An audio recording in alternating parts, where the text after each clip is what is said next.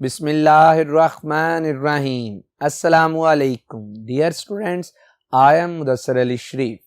Students, chemistry second year chapter number 22 और हम बात कर रहे थे पॉलीमर्स को।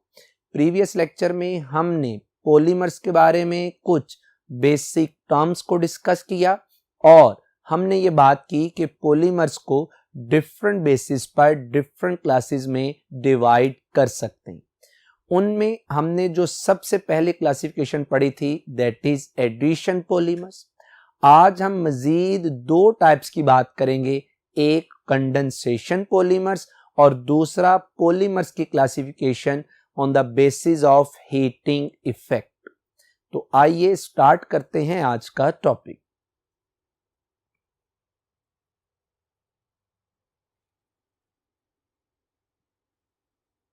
जी स्टूडेंट्स, टॉपिक है कंडेंसेशन पॉलीमर्स या इसी का दूसरा नाम है स्टेप ग्रोथ पॉलीमर्स। अब इसको स्टेप ग्रोथ क्यों कहा वो भी इंशाल्लाह डिस्कस करेंगे।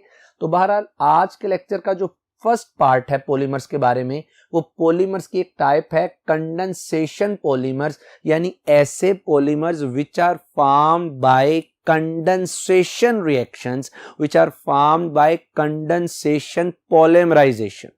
सबसे पहले हम देखते हैं कंडेंसेशन पॉलीमर्स की डेफिनेशन क्या है जी। Condensation polymers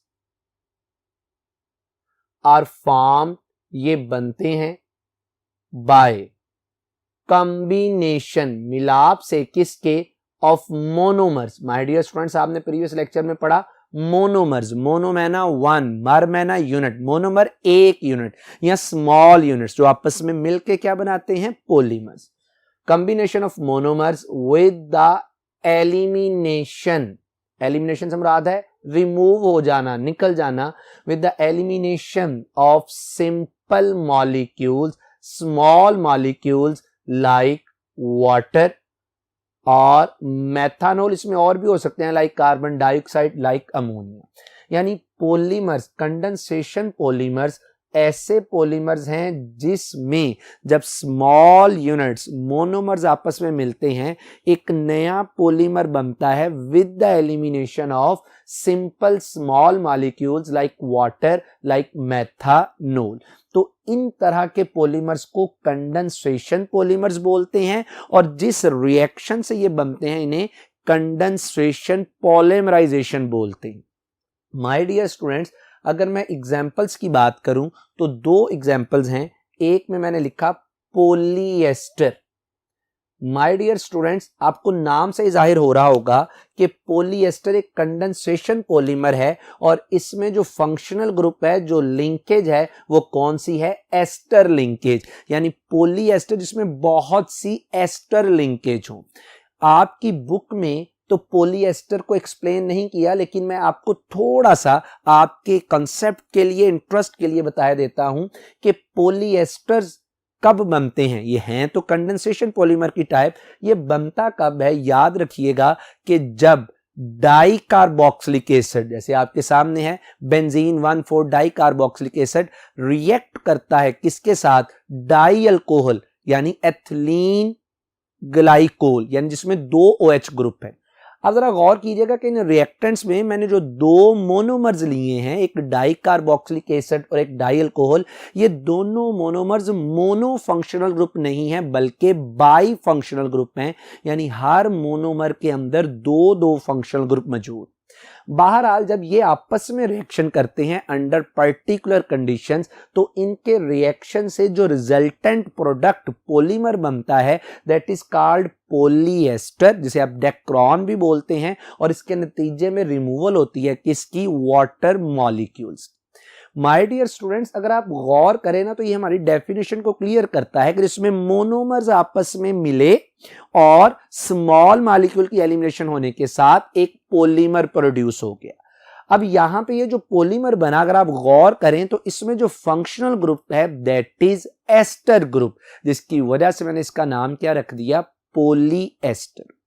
my dear students, इस एग्जाम्पल से ये बात भी क्लियर कर लीजिए, जैसा कि मैंने पहले भी आपसे कहा कि जितने भी कंडेंसेशन पॉलीमर्स होंगे उन तमाम में जो मोनोमर रिएक्ट कर रहे होंगे दे आर बाई फंक्शनल, वो लाजमी तौर पर क्या होंगे, बाई फंक्शनल कंपाउंड जो आपस में कंडेंस होके नई प्रोडक्ट बना दे। तो ये तो बहरहाल था पॉलीएस्टर्स। जो हम डिटेल से बात करेंगे दैट इज पॉलीअमाइड, यानी दूसरा जो एग्जाम्पल मैंने यहां पे लिखी वो है पॉलीअमाइड्स, जिसमें अमाइड ग्रुप मौजूद हो, अमाइड फंक्शनल ग्रुप, जिसे आप एसिड अमाइड भी बोलते हैं। माय डियर स्टूडेंट्स, हम अपने कोर्स में ज्यादा डिटेल से जिसको आज डिस्कस करेंगे दैट इज पॉलीअमाइड्स। आइए जरा इसको अब डिटेल से लेके चलते हैं। इसमें मैंने सबसे पहले आपके सामने हेडिंग बनाई नायलॉन 66। ये 66 क्या बताता है वो भी इंशाल्लाह आज के लेक्चर में बात क्लियर हो जाएगी। नायलॉन 66 क्या है? It is the most important polyamide, जिसकी मैंने पहले बात की कि है तो ये कंडेंसेशन पॉलीमर, लेकिन इसमें फंक्शन ग्रुप कौन सा है? अमाइड, यानी ये अमाइड की फैमिली में एक बहुत ही इंपॉर्टेंट पॉलीअमाइड है, पॉलीमर है। कैसे, वो भी इंशाल्लाह इसकी एप्लीकेशन या इंपॉर्टेंस में डिस्कस करें। सबसे पहले हम देखते हैं कि ये पॉलीअमाइड यानी नायलॉन 66 प्रोड्यूस कैसे होता है, यानी प्रिपरेशन। तो ये कैसे प्रिपेयर किया जाता है? It is obtained by heating. जब आप हीट करते हैं किसको? Adipic acid. My dear students, याद रखिएगा कि एडिपिक एसिड को एक और नाम दिया जाता है हेक्सेन डायोइक।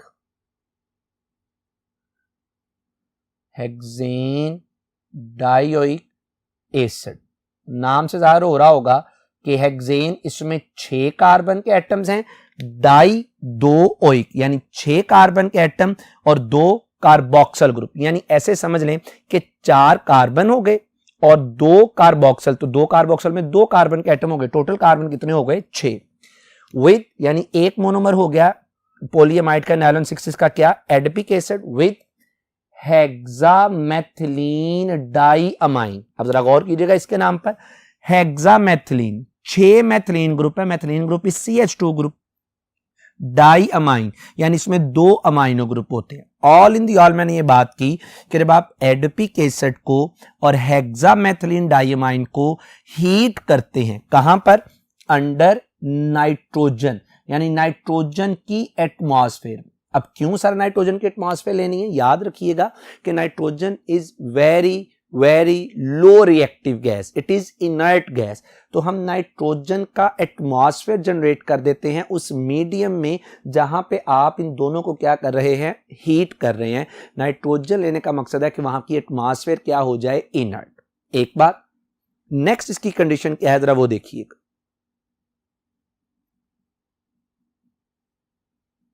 तो स्टूडेंट्स, एक मैंने कहा कि एडिपिक एसिड और हेक्सामेथिलीन डाइअमाइन को हीट करना है इन एटमॉस्फेयर ऑफ नाइट्रोजन, कहां पर? At 2000 degree C. अब कैसे रिएक्शन कैसे होता है जरा गौर कीजिएगा। This one is adipic acid, hexanedioic acid, यानी इसमें 2 कार्बोक्सिल ग्रुप हैं और 4 CH2 यूनिट है, यानी टोटल कार्बन कितने हो गए? 6। This one is hexamethylene diamine. मैंने क्या बोला था? मेथिलीन क्या है? CH2, 6 मेथिलीन ग्रुप है तो हेक्सामेथिलीन एंड डाइअमाइन। तो जब आप इनको क्या करते हैं? हीट करते हैं, तो हीट करने से क्या होगा? जरा गौर कीजिएगा। हीट करने से, चूंकि ये कंडेंसेशन पॉलीमर है तो स्मॉल मॉलिक्यूल की एलिमिनेशन होगी, कार्बोक्सिल से निकलेगा OH ग्रुप और अमाइनो से क्या निकलेगा? H। जरा गौर करें क्या चीज निकली? कार्बोक्सिल से OH ग्रुप और अमाइनो से क्या निकला? H, यानी बना क्या? रिमूवल किसकी हुई? -H2O। यहां तक बात क्लियर होगी। अब जो रिजल्टेंट प्रोडक्ट बनती है जरा गौर कीजिएगा, यहां से ये मैं सिर्फ 2 मोनोमर्स की बात कर रहा हूं, क्या बनेगा? HO। माय डियर स्टूडेंट्स, इधर क्या आ जाएगा? CO। इधर अब क्या आएगा साथ? CH2। इसके कितने यूनिट्स हैं? 4। अब इसके साथ क्या है? ये CO। अब जरा गौर कीजिएगा, CO के साथ क्या लगा था, OH, ये OH तो निकल गया, इधर से H निकल गया, तो इसका मतलब भाई CO का कनेक्शन हो जाएगा इसके साथ, यानी क्या बनेगा NH। ये NH जुड़ा है किसके साथ, CH2 के 6 यूनिट्स, और ये CH2 के 6 यूनिट्स आगे फर्दर जुड़े हैं किसके साथ, NH। ये है तो NH2, लेकिन मैंने इसके लिए इसको जानबूझ के लिखा, क्यों, वो भी बात क्लियर हो जाएगी। सो ये जो प्रोडक्ट बनती है that is called amide linkage. ये वाली जो चीज है, ये आपने प्रीवियस चैप्टर्स में पढ़ा भी होगा, this is called amide linkage. ये क्या कहलाती है, अमाइड लिंकेज, या इसी को ही माय डियर स्टूडेंट्स आप पढ़ के आए हैं, that is called peptide linkage.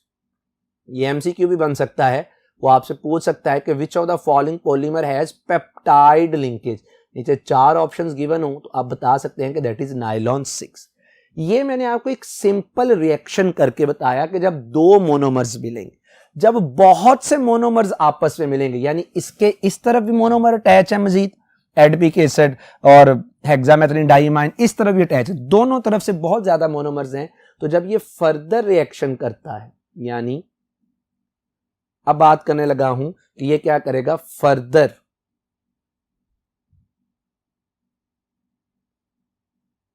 Reaction occurs at each end, यानी दोनों चेन्स पर मजीद क्या होगा, रिएक्शन। जरा गौर कीजिएगा, दोनों चेन्स पर जैसे, और रिएक्शन की नेचर सेम होगी, यानी कार्बोक्सिल से OH और अमाइनो से H। जब दोनों बहुत ज्यादा मोनोमर्स आपस में मिलेंगे तो फिर यहां से मजीद क्या चीज निकल जाएगी, H। जरा गौर कीजिएगा, ये क्या चीज निकल जाएगी, H। इधर से क्या चीज निकलेगी, OH। यानी अब मैंने बहुत ज्यादा मोनोमर्स ले लिए, इस तरफ भी सारे के सारे मोनोमर हैं, इस तरफ भी मोनोमर्स हैं, बहुत से मोनोमर जब आपस में मजीद मिलेंगे तो आपकी जो रिजल्टेंट प्रोडक्ट बनेगी दैट इज, अब ये OH तो निकल गया, तो बताइएगा क्या बनेगा, CO CH2, साथ में अब क्या आ जाएगा, ये हर एक में एलिमिनेशन एक जैसी होगी, CO, इसको जरा देखें ना साथ साथ, तो आपको फार्मूला लिखा जाएगा दैट इज NH, ये यहां पे क्या है, CH2 6, इधर से ये H निकल गया, ये वाला H, तो क्या बचा, NH। यानी जब आपके पास large number of monomers, suppose N monomers आपस में मिले, उन N मोनोमर्स ने आपस में पॉलीमराइजेशन की, तो आपके पास एक बहुत बड़ी चेन क्या हो जाती है, डेवलप हो जाती है, and this chain is called nylon 6,6, या इस पॉलीमर को क्या बोलते हैं, नायलॉन 6,6, या आप इसे सिंपली क्या कह सकते हैं, पॉलीअमाइड, क्योंकि इसमें फंक्शनल ग्रुप है पेप्टाइड, जिसे आप क्या बोलते हैं, अमाइड लिंकेज। तो इस तरह से ये क्या हो जाता है, प्रोड्यूस। एक और बात याद रखिएगा कि ये जो कंडेंसेशन पॉलीमर्स होते हैं, these are ionic in nature.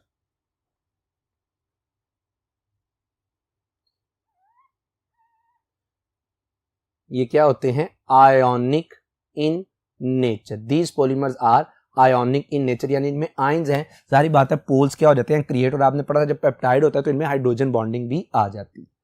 अब मैं बात करने लगा हूं कि इस नाम के अंदर क्या राज है, कि आपने इसको क्या नाम दिया हुआ है, नायलॉन 6,6। जरा गौर कीजिएगा कि nylon 6,6 derives it's name from its starting materials, यानी ये जो आपने पॉलीमाइड की तो समझ आती है, ये 6,6 नाम उसने आपने क्यों दिया, उसने कहा ये नाम देने की वजह ये है कि इसके जो स्टार्टिंग मटेरियल कौन कौन से थे, एक एडिपिक एसिड, दूसरा hexamethylene diamine, both of which have 6 carbon, और इन दोनों में कितने कार्बन है, 6। चेक कर लेना, इसमें भी कितने कार्बन है, 1 एंड 4 5 6, इसमें भी कितने हैं 6।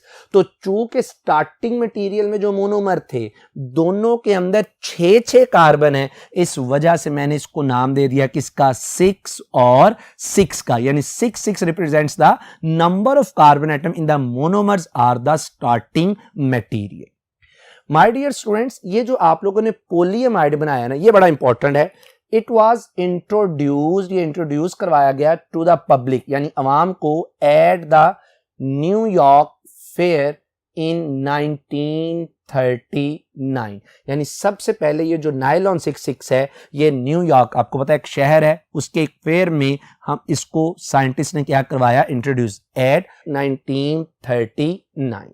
जी माय डियर स्टूडेंट्स, इसमें एक दो और बातें मैं आपसे करना चाह रहा हूं कि याद रखिएगा कि ये जो आपका कंडेंसेशन पॉलीमर बना, ये जो पॉलीमराइजेशन है ये क्या होती है, टेक्स प्लेस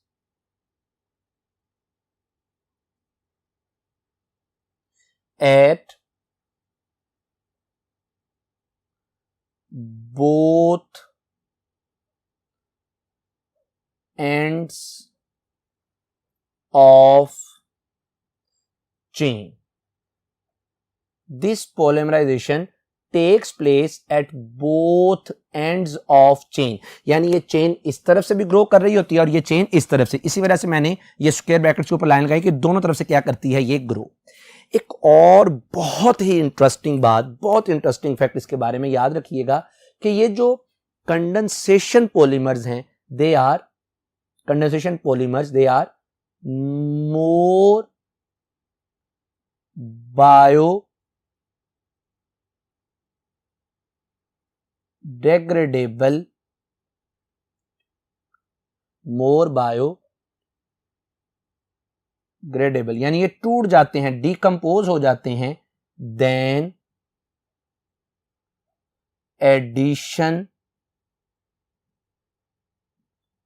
पॉलीमर्स, यानी एडिशन पॉलीमर्स की निस्बत ये इजीली डिग्रेड हो जाते हैं, डिकम्पोज हो जाते हैं, इस वजह से भी हम कंडेंसेशन पॉलीमर्स को इस्तेमाल करना क्या करते हैं, प्रेफर। ये तो थी इसकी प्रेपरेशन। आइए जरा बात करते हैं नायलॉन 66 की एप्लीकेशन इंपॉर्टेंस को।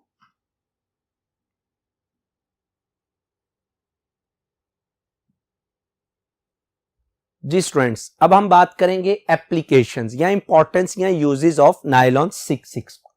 तो सबसे पहली जो है, nylon 66 was developed as a synthetic fiber, यानी आर्टिफिशियल रेशे, धागे, फाइबर बनाने में इसका क्या होता है, इस्तेमाल। अब वो जो आर्टिफिशियल फाइबर, यानी ये टेक्सटाइल इंडस्ट्री के लिए ज्यादा इस्तेमाल होता है, टेक्सटाइल इंडस्ट्री में जो आर्टिफिशियल फाइबर आप लोगों ने बनाए, एक तो नेचुरल है ना, कॉटन वगैरह के कपड़े वगैरह, हमने आर्टिफिशियल नायलॉन 66 से भी बनाए। ये जो सिंथेटिक आर्टिफिशियल फाइबर बनता है ये इस्तेमाल कहां पे होता है, for the production of stocking, stocking से मुराद आपको पता है सॉक्स, जुराबे बनाने में, एंड अदर वेयरिंग अपैरल, यानी जो लिबास है, जो कपड़े हैं, उनके बनाने में भी क्या होता है, इस्तेमाल। मैं आपको एक बात बताऊं कि ये जो नायलॉन 66 है, अगर आप इसकी क्या कर दें, कोटिंग कर दें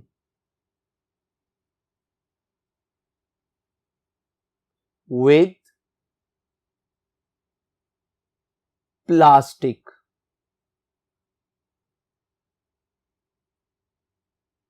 लाइक वो प्लास्टिक कौन सा हो सकता है, कोई भी ले लें, जैसे विनाइल। अगर आप किसी प्लास्टिक से इसकी क्या कर दें, कोटिंग, किसके ऊपर, फैब्रिक्स के ऊपर, तो वो जो कोटिंग के बाद फैब्रिक बनता है ना, याद रखना वो फैब्रिक क्या होता है, waterproof,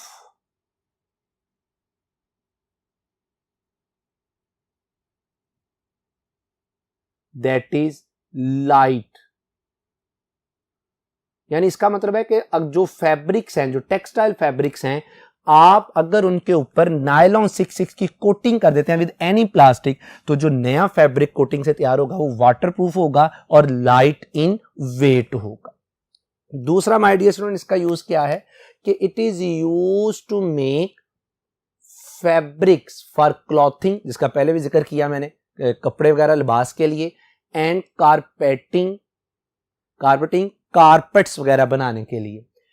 filaments for fishing lines and ropes, तो फिशिंग के लिए हम जो आम जुबान में कहते हैं कि जाल फैलाते हैं, जैसा कि आप देख सकते हैं, तो ये जो जाल आप समंदर में दरिया में फैलाते हैं वो जाल भी किसका बना होता है, नायलॉन 6 का।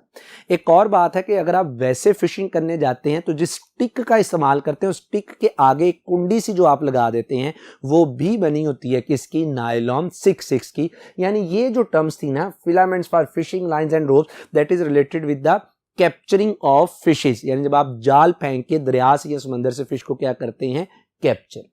दूसरी my dear students, bristles for brushes. आप देख सकते हैं कि ये जो डिफरेंट ब्रशेस हैं, जैसे कपड़े साफ करने के लिए डिफरेंट तरह के जो ब्रश हैं, ये इनमें भी जो हेयर लगे होते हैं, बाल लगे होते हैं, जिसको आम जुबान में हम हेयर या बाल कह सकते हैं, ये भी बने होते हैं किससे, nylon 6 and moulded objects. Moulded objects में ना शेप दे देना, आप शेप दे देते हैं नायलॉन 6 को डिफरेंट ऑब्जेक्ट्स की। वो कौन से ऑब्जेक्ट्स हो सकते हैं, such as gears and bearings. Gears और बैरिंग्स की शेप भी आप इनको दे सकते हैं। यानी हम नायलॉन 6 को मोल्ड सांचों में डालते हैं और आप देख सकते हैं कि डिफरेंट गेयर्स जो कि मशीनरी का पार्ट्स हैं और बैरिंग्स की भी आप इसको शेप दे सकते हैं। तो माय डियर स्टूडेंट्स, यहां तक हमारा जो पॉलीमर्स था, कंडेंसेशन पॉलीमर, वो कंप्लीट होता है। आज के लेक्चर में जैसे मैंने आपसे स्टार्ट में कहा कि हमने पॉलीमर्स को एक और तरह से क्लासिफाई भी करना है, और वो क्लासिफिकेशन कौन सी है, types of polymers on the basis of heating effect. यानी अगर आप पॉलीमर्स को हीट करते हैं तो हीट करने से उनमें क्या चेंजेस आती हैं, उन पे क्या फर्क पड़ता है, उनकी थर्मल प्रॉपर्टी, हीटिंग प्रॉपर्टी के लिहाज से हम पॉलीमर्स को कितनी टाइप्स में डिवाइड कर सकते हैं। याद रखिएगा, polymers are classified into 2 types. 2 types में हम इन्हें डिवाइड करते हैं, किसकी बुनियाद पर, ऑन द बेसिस ऑफ, जैसे मैंने पहले कहा, on the basis of heating effect. इनमें जो सबसे पहली टाइप बनती है हीटिंग इफेक्ट के लिहाज से, दैट इज थर्मोप्लास्टिक पॉलीमर्स। जरा देखते हैं इसकी definition. A thermoplastic polymer is one which softens, जो सॉफ्ट हो जाता है कब, ऑन हीटिंग, जब आप उसे हीट करें तो वो सॉफ्ट हो जाता है, and becomes hard on cooling, और जब आप उसे ठंडा करें तो वो क्या हो जाता है, हार्ड। यानी आम जो यूजुअली हमारे घरों में भी प्लास्टिक इस्तेमाल होते हैं, वो आपने देखा होगा कि गली मोहल्ले में वो जो आम जो फारग हो चुका होता है प्लास्टिक, वो उसको ले जाते हैं, रेडी वगैरह वाले ले जाते हैं, वो क्या करते हैं, उन प्लास्टिक्स को रिसाइकल करते हैं। रिसाइकल करने का क्या मतलब है कि वो उसको हीट करते हैं, हीट करने से वो सॉफ्ट यानी लिक्विड फॉर्म में आ जाता है, फिर हम उनको ऐसे सांचों में डालते हैं, प्लेट, ग्लास या कप की शक्ल में, जिसे हम फर्दर क्या कर सकते हैं, इस्तेमाल। बहरहाल ऐसे पॉलीमर जिन्हें आप हीट करें तो वो सॉफ्ट हो जाएं, कूल करें तो hard, that those are called thermoplastic polymers. वजह यह है कि जब आप इन पॉलीमर्स को क्या करते हैं, हीट, तो हीट करने से दीज पॉलीमर्स, ये पॉलीमर्स क्या हो जाते हैं, मेल्ट। मेल्ट होने का क्या मतलब है कि दे कन्वर्ट इनटू लिक्विड, और जब वो लिक्विड में आते हैं फिर हम डिफरेंट सांचों में डालते हैं और उसको अपनी मर्जी की शेप दे देते हैं। तो ये एक था थर्मोप्लास्टिक पॉलीमर्स। इसकी जरा एग्जांपल्स देखते हैं, और ये एग्जांपल्स आपने 12 प्रीवियस लेक्चर्स और चैप्टर्स में पढ़ी। जी my dear student, examples of thermoplastic polymer, examples कौन कौन सी हैं, नायलॉन 6 अभी आप लोगों ने पढ़ा, अभी आप पढ़ के आए डिटेल से। पॉलीविनाइल क्लोराइड, ये बिल्कुल आपने प्रीवियस लेक्चर में पढ़ा, पॉलीविनाइल क्लोराइड। और एक है इसमें पॉलीथीन, और ये भी आपने प्रीवियस चैप्टर में पढ़ा हुआ बड़ी डिटेल से कि किस तरह से इथीन की पॉलीमराइजेशन से बनता है। तो ये तो बहरहाल था हमारे पास थर्मोप्लास्टिक पॉलीमर और उसकी एग्जांपल्स। दूसरी जो हीटिंग इफेक्ट के लिहाज से टाइप है हमारे पास पॉलीमर्स की, दैट इज थर्मोसेटिंग पॉलीमर्स। ऐसा लफ्ज बताते हैं, थर्मोसेटिंग, जो सेट हो जाए, जो दोबारा अपनी शेप को चेंज ना करे। बहरहाल देखते हैं, अ थर्मोसेटिंग पॉलीमर इज वन, ये ऐसा पॉलीमर है विच बिकम्स हार्ड, जो हार्ड हो जाता है ऑन हीटिंग, जिसको आप हीट करें तो वो हार्ड हो जाता है, and it can not be soften. बात ये तय हुई कि जो थर्मोप्लास्टिक था आप उसको बार बार हीट करें वो मेल्ट होगा, ठंडा करने पर आप अपनी मर्जी की शेप दे सकते हैं। लेकिन थर्मोसेटिंग पॉलीमर एक ऐसा पॉलीमर है जिसको आपने एक दफा शेप दे दी तो हीट करने पर वो मेल्ट नहीं होगा, वो दोबारा से डिफरेंट शेप्स को अडॉप्ट नहीं करेगा। Such polymers are called thermosetting polymers. वजह क्या है कि ये गर्म करने पर हीट हो जाता है, यानी ये ही रीशेप्ड क्यों नहीं होता, गर्म करने पर ये हार्ड हो जाता है। वजह माय डियर स्टूडेंट्स ये है कि ये एक ऐसा पॉलीमर है जिसे जब आप लोग क्या करते हैं, हीट करते हैं, तो ऑन हीटिंग करने से ये क्या हो जाता है, इट डीकंपोजिस, ये डीकंपोज हो जाता है, ये मेल्ट नहीं होता। तो अपॉन हीटिंग चूंकि ये डीकंपोज हो जाता, अगर मेल्ट होता तो लिक्विड फॉर्म में आ जाता, अपनी मर्जी के सांचे में डालकर शेप दे देते, लेकिन चूंकि ये डीकंपोज हो जाता है इस वजह से हम इसको बार बार रीशेप्ड नहीं कर सकते। एग्जाम्पल्स की बात करें तो इसमें एक एग्जाम्पल है बेकेलाइट, और my dear student this is the first synthetic polymer ever made by human. इंसान ने जो सबसे पहले सिंथेटिक पॉलीमर बनाया था वो क्या था, बेकेलाइट। और बेकेलाइट बड़ा कॉमन है, ये कमर्शियल प्लास्टिक है, इलेक्ट्रिक स्विचेस वगैरह बनाने में भी क्या होता है, इस्तेमाल। दूसरी एक एग्जांपल है इसकी यूरिया फॉर्मेल्डिहाइड, और भी बहुत सी एग्जांपल हैं लेकिन मैंने आपके सामने ये दो एग्जांपल्स रखी। My dear students at the end मैं आपके सामने थर्मोप्लास्टिक और थर्मोसेटिंग पॉलीमर्स के दरमियान में फर्क रखा है इन द टेबुलेटेड फॉर्म, जिसमें मैंने बताया है इनकी डेफिनेशंस को, एग्जांपल्स को, जैसे पहले भी जिक्र किया, और एक दो बड़ी और के जो थर्मोप्लास्टिक हैं आप उन्हें बार बार रीशेप कर सकते हैं, थर्मोसेटिंग को रीशेप नहीं कर सकते। जो थर्मोप्लास्टिक पॉलीमर हैं ये कौन से पॉलीमराइजेशन को फॉलो करते हैं, एडिशन या कंडेंसेशन, यानी इनकी पॉलीमराइजेशन प्रोसेस बनाया कैसे जाता है उसको भी एक्सप्लेन किया, और इनमें स्ट्रेंथ ऑफ फोर्सेस को भी बताया कि किसमें ज्यादा और किसमें कम। उम्मीद है कि आपको आज की बातें अच्छे से क्लियर हुई होंगी। अपना बहुत ख्याल रखिएगा। आपसे इंशाल्लाह अब एक नए लेक्चर में मुलाकात होगी। अस्सलामु अलैकुम।